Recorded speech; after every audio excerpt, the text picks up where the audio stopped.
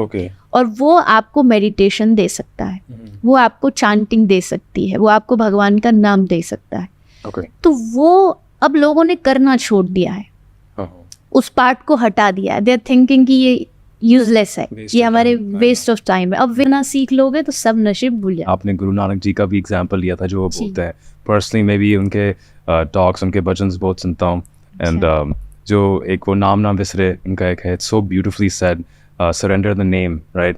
तो नहीं, गुरु नानक जी ने तो बहुत अच्छे से, आपने भी एक्सप्लेन किया, इट्स यही eight the end of the day, जो जितना भी आप ट्राई करोगे कि ड्रग्स से, अगर समझो कि लोग बोल रहे भी हैं ऑनलाइन कि ड्रग्स से मुझे एक स्पिरिचुअल एक्सपीरियंस मिल सकता है, एंड ऑफ द डे में वो एक शॉर्ट एक्सपीरियंस होगा। एंड जैसे आपने बोला है कि वो तो एक शॉर्टकट हो गया, टेम्परेरी सोल्यूशन हो गया।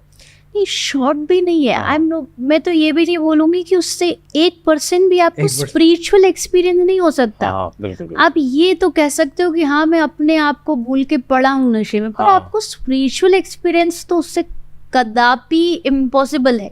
जो भी अगर ये कह रहा है तो 110% झूठ है। आप सुन रहे हो देवी जी, आपको ऑनेस्टली बता रही है ट्रांसपेरेंट के साथ, बिकॉज इतने ज़्यादा वीडियोस हैं ऑनलाइन साइकेडेलिक ड्रग्स के ऊपर कि लोग का बहुत मिस इन्फॉर्मेशन स्प्रेड हो रहा है। बट आप सही हो, बिकॉज ये जो साइकेडेलिक ड्रग्स है वो आपको एक माइंड ऑल्टरिंग स्टेज के ऊपर लेके आते हैं जी, not knowing yourself, not mind से और दूर लेके आते हैं, बट आपको अपने आप अंदर खोजना है अपने आप को। टोटली ऑपोजिट चला गया ना, जैसे मैंने कहा कि वो भुला देता है, स्पिरिचुअलिटी आपको जनवाने की कोशिश करती है हु यू आर।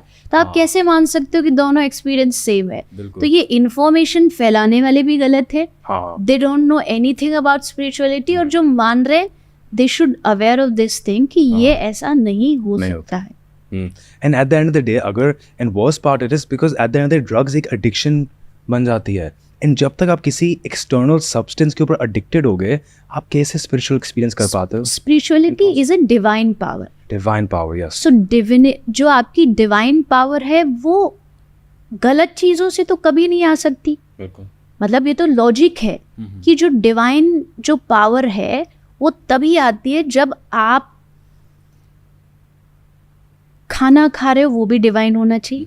आप जो बोल रहे हो वो भी डिवाइन होना चाहिए। आप जो सुन रहे हो वो भी डिवाइन होना चाहिए। अगर इन किसी भी चीज़ में आप चीज़ों को कम कर रहे हो, लाइक खाने में डिविनिटी नहीं है, सुनने में डिविनिटी नहीं है, तो फिर आप स्पिरिचुअल बन ही नहीं सकते। तो ड्रग्स कभी भी डिवाइन तो हो ही नहीं सकता। कोई ये बोल ही नहीं सकता कि नशा या ड्रग्स डिवाइन है। स्पिरिचुअल पावर, स्पिरिचुअल एक्सपीरियंस आपको तभी आएगी जब डिवाइन पावर आएगी। और डिवाइन पावर जो होती है वो गलत चीज़ों से दूर होने से होती है, ना कि उसके पास जाने से। बिल्कुल। एंड आप ये भी बात कर रहे थे कि बहुत सारा जो स्प्रेड होता है कि गॉड्स और गॉडेसेस भी नशा करते थे।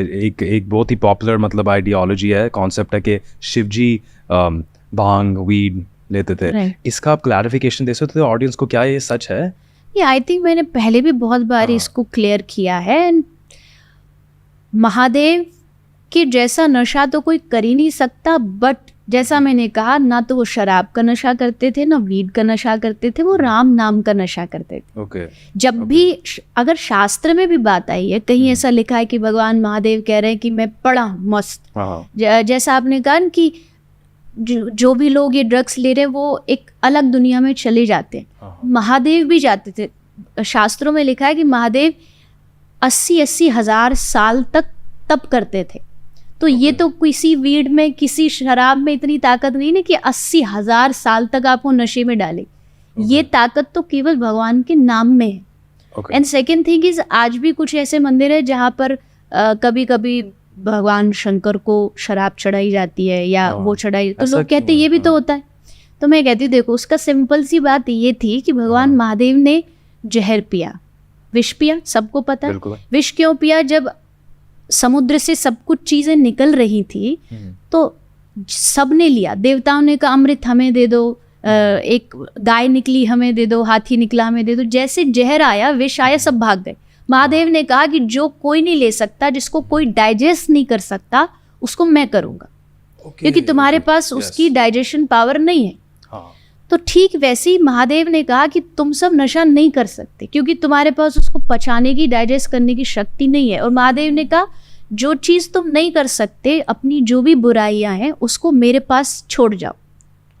दिस डिफरेंस बिटवीन छोड़ जाओ और या चढ़ा दो। चढ़ा दो मीन्स लोग क्या कह रहे हैं कि महादेव पे शराब चढ़ाई जाती है, बट है उल्टा कि महादेव पे शराब नहीं चढ़ाई जाती, वहां शराब छोड़ी जाती है। अगर किसी मंदिर में भी महादेव के ऊपर शराब दी जा रही है तो इसका मतलब है महादेव कह रहे तू इसके लायक नहीं, एक काम कर, ये बुराई यहाँ छोड़ जा, यहाँ से अच्छाई लेके जा और इस बुराई को मेरे पास दे जा। तो इसका मतलब सिर्फ इतना है। लेकिन लोगों ने क्या कहा, महादेव को शराब का भोग लगता है। ऐसा नहीं है। कोई भी दुनिया का, चाहे वो देवी दुर्गा हो, दुर्गा देवी के नाम पे भी बहुत सारे लोग नशा करते हैं, महादेव के नाम पे नशा करते हैं। Beautifully said Devi ji. And आप जैसे बोल रहे भी थे कि बहुत इंपॉर्टेंट है कि आजकल जो स्पिरिचुअलिटी स्प्रेड भी हो रही है कि लॉजिक के साथ स्प्रेड होनी चाहिए, ताकि हम लोग की ऑडियंस, व्यूअर्स और जो करंट पॉपुलेशन है वो समझ पाए।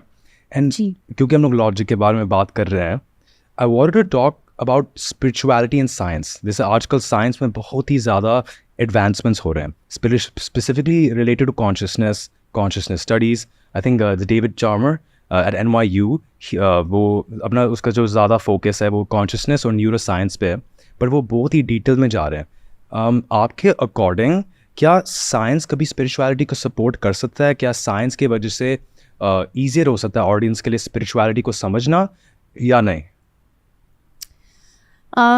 देखो, विज्ञान एंड ज्ञान, हिंदी में अगर इन दोनों का नाम बोलें तो साइंस और जो स्पिरिचुअलिटी है, ज्ञान और विज्ञान है, ये हमेशा से ही एक दूसरे के सपोर्ट सिस्टम रहे हैं।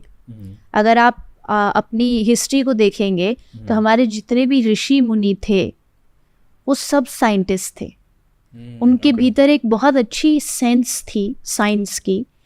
दे न्यू कि कैसे विमान बनना है, विमान बनाते थे। एंड वो भी विमान ऐसे जिनको फ्यूल की ज़रूरत नहीं है, जस्ट उनके कमांड से चलते थे। उन्होंने कमांड दिया कि मुझे यहाँ जाना, वो वहाँ पहुँच जाते थे। तो मतलब ज्ञान और विज्ञान, स्पिरिचुअलिटी और जो साइंस है वो एक दूसरे का दुश्मन नहीं है, वो एक दूसरे का सपोर्ट सिस्टम है। लाइक अगर मैं एक स्पिरिचुअल व्यक्ति हूँ लेकिन मेरी बातों को लोगों तक पहुँचा रही है साइंस, ये माइक, ये कैमरा, ये सब साइंस की देन है। बट साइंस को अब एक बात समझनी होगी कि स्पिरिचुअलिटी जो है ये भी कोई एक इररिलेवेंट कोई टॉपिक नहीं है। जैसे कुछ चीज़ें हैं जो कई बार साइंस से भी परे होती है, बियॉन्ड साइंस होती है।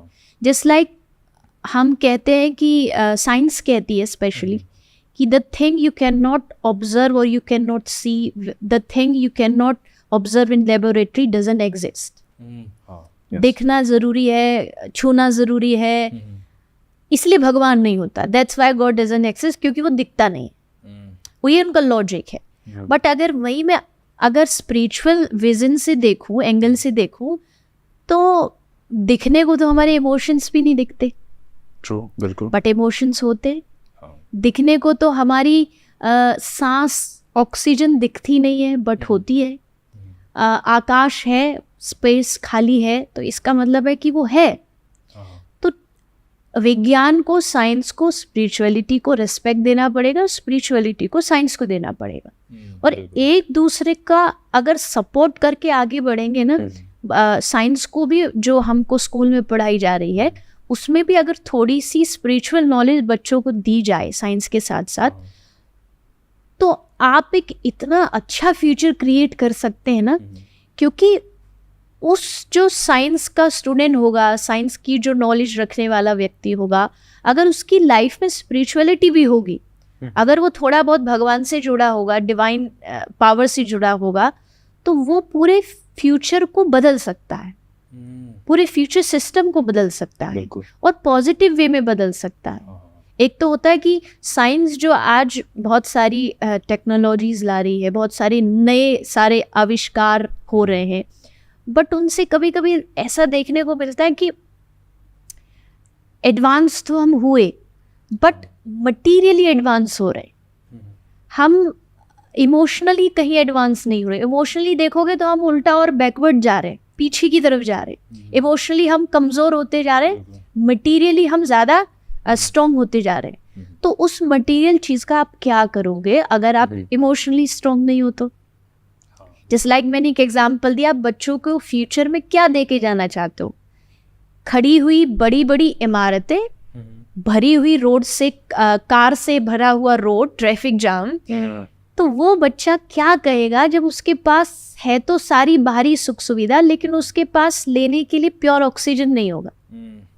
तो क्या वो पिछली जनरेशन को थैंक यू बोलेगा कि आपने बहुत एडवांस दुनिया बना दी? नहीं, वो उनको थैंक यू नहीं बोलेगा, वो उल्टा क्रिटिसाइज करेगा कि आपने दिया क्या हमको। तो आई थिंक साइंस बहुत बड़ी चीज़ है, बट उसको स्पिरिचुअलिटी का साथ लेके आगे बढ़ना चाहिए, तब फ्यूचर अच्छा हो। बिल्कुल नहीं, मैं आपकी बात डेफिनेटली मानता हूँ, and I think now days science spirituality का साथ डेफिनेटली दे रही है, इंक्रीज हो रहा है, बिकॉज इवन रिसेंटली जो नोबेल प्राइज़ मिला था फिजिक्स में, वो यही हुआ था, वेरी स्पिरिचुअल कॉन्सेप्ट के रियलिटी है नहीं, कि सब कुछ इल्यूजन है, ऐसे इस कॉन्सेप्ट के ऊपर बेस्ड था। तो it is getting there, and you know हम लोग का जो कल्चर और इंडियन कल्चर सनातन धर्म है, वो भी धीरे धीरे स्प्रेड हो रहा है यूएस में। इनफैक्ट मैं आपको अपना पर्सनल एक्सपीरियंस भी बताता हूँ। जब मैं स्टडी कर रहा था न्यूयॉर्क यूनिवर्सिटी में, वहाँ फिल्म स्टडी कर रहा था और म्यूज़िक, तो वहाँ फर्स्ट डे ऑफ क्लास जब हम लोग की एक्टिंग क्लास थी, we were studying the Atlantic acting method, और वो स्पेसिफिक टेक्निक एक स्पेसिफिक टेक्निक होती है, बट क्लास के पहले जब हम लोग क्लासरूम एंटर किया, उनने पहले हम लोग को मेडिटेशन करवाए, सूर्य नमस्कार करवाया। एंड उस पॉइंट में, ये 2-3 साल पहले की बात है, मैं बहुत स्केप्टिकल था, मैं तब मेडिटेशन साधना नहीं करता था। तो उसके बाद मैंने टीचर को पूछा कि मेडिटेशन हम लोग क्यों कर रहे हैं, मतलब इससे हम लोग की एक्टिंग को कैसे अफेक्ट होगा? तो टीचर ने मुझे बोला कि आर्यन, अभी हम लोग का जो करंट स्टेट है वो मंकी माइंड स्टेट है, राइट? हम लोग के इतने हज़ारों थॉट्स बोल रहे हैं, जैसे आपने बोला था थॉट पॉइजनिंग, वो अभी हम लोग का स्टेट है। और जब साधना करते हो, जब मेडिटेशन करते हो, तो उससे आपकी जो थॉट्स हैं वो कॉम डाउन होती हैं, आप एक प्रेजेंट मोमेंट पे आते हो, है ना? जैसे आप बोल रहे थे कि जैसे आजकल फ़ोन में हम लोग फ़ोटोज़ डिलीट करते हैं, क्लेंस करते हैं, वैसे आपका माइंड क्लेंस हो जाता है जी। इन प्रेजेंट मोमेंट में आते हो, और तभी आप 100% जस्टिस दे पाओगे कैरेक्टर को, कैरेक्टर एनालिसिस को, अपनी परफॉर्मेंस को। तो मैं आपसे पूछना चाहता हूँ, मेडिटेशन अकॉर्डिंग टू यू, उसके क्या बेनिफिट्स मिल सकते हैं यूथ को जो करंटली सोच रहे हैं कि नहीं, मेडिटेशन शायद वेस्ट ऑफ टाइम होगा, मैं करूँ ना करूँ? आप थोड़ा बता सकते हैं? सेम थिंग जो आपने कहा ना कि लाइफ में एक स्टेबिलिटी, कामनेस माइंड की बहुत ज़रूरी है एट एनी फील्ड। आप कुछ भी काम कर रहे हो, आपको माइंड को काम होना पड़ेगा। जब माइंड काम होगा तभी आप अच्छे से 100% दे पाओगे। और वो जो कामनेस है वो कहीं मार्केट में अवेलेबल नहीं है, वो प्रोडक्ट नहीं है कि आप खरीद सको, वो आपको अर्न करना पड़ता है। And to earn that thing, there's so many options. One is meditation. If I am a devotionally connected, मेरे लिए I think chanting is the way to have to achieve that calmness. चिंतन, साधना, same thing.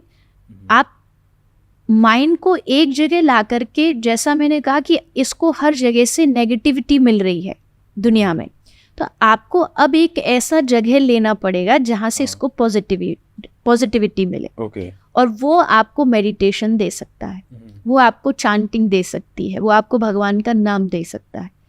तो वो अब लोगों ने करना छोड़ दिया है, उस पार्ट को हटा दिया है। दे आर थिंकिंग कि ये यूजलेस है, ये हमारे वेस्ट ऑफ टाइम है। अब वेस्ट ऑफ टाइम के चक्कर में उन्होंने वो पार्ट छोड़ा, और उस पार्ट को छोड़ने के कारण अब वो कहीं भी स्टेबल नहीं है, वो हर जगह। आज के लोग को मैंने देखा है, उनका बिजनेस पर्पस हर तीसरे दिन चेंज हो जाता है, उनके बिजनेस करने के तरीके हर तीसरे दिन चेंज। आज मुझे ये करना, कल मुझे वो करना, परसों मुझे ये करना। आज इवन इन रिलेशंस, आज मुझे ये चाहिए, कल मुझे वो चाहिए, परसों मुझे वैसा चाहिए। स्टेबिलिटी नहीं है। स्टेबिलिटी क्यों नहीं है? क्योंकि जो माइंड ऑफ स्टेट, जो स्टेबिलिटी हमें मिलती है, वो इन्हीं चीज़ों से मिलती है, वो मेडिटेशन से मिलती है, वो चांटिंग से मिलती है। तो अगर आप चाहते हो कि नहीं बस मैं ऐसे ही, जैसे आपने कहा ना, इसको हमारी संस्कृत भाषा में मरकट कहते हैं, मरकट के जैसा मन, सेम बंदर जैसा मन, मंकी माइंड। तो वो अभी एक डाल पे बैठा है, फिर कल को दूसरी पे बैठ जाएगा, फिर जहाँ लड्डू मिल जाएगा वहाँ भागेगा। तो उसको नहीं पता कि ये मेरी एक जगह है, यहाँ मुझे खड़े रहना और ये मुझे करना है। तो उस स्टेबिलिटी के लिए आपको मेडिटेशन, चैंटिंग बहुत ज़्यादा ज़रूरी है। आपको जिसमें इंटरेस्ट हो, आपको जिस तरीके से आपको लगता है, आप, हाँ, कई लोग को अलग अलग तरीके हो सकते हैं। जैसे बहुत से लोगों को म्यूज़िक से हीलिंग मिलती है, उनके लिए वही मेडिटेशन है। अगर 2-5 मिनट उनके कान में संगीत जाता है, म्यूज़िक जाता है, तो दे फील वेरी काम। आप वो कर सकते हैं, आप मेडिटेट कर सकते हैं, आप चांट कर सकते हैं। फॉर मी, आप कोई सत्संग सुन सकते हैं, उससे भी माइंड आपका काम होता है। तो देयर सो मेनी ऑप्शंस जो आपको खुद चूज़ करना पड़ेगा। बिल्कुल।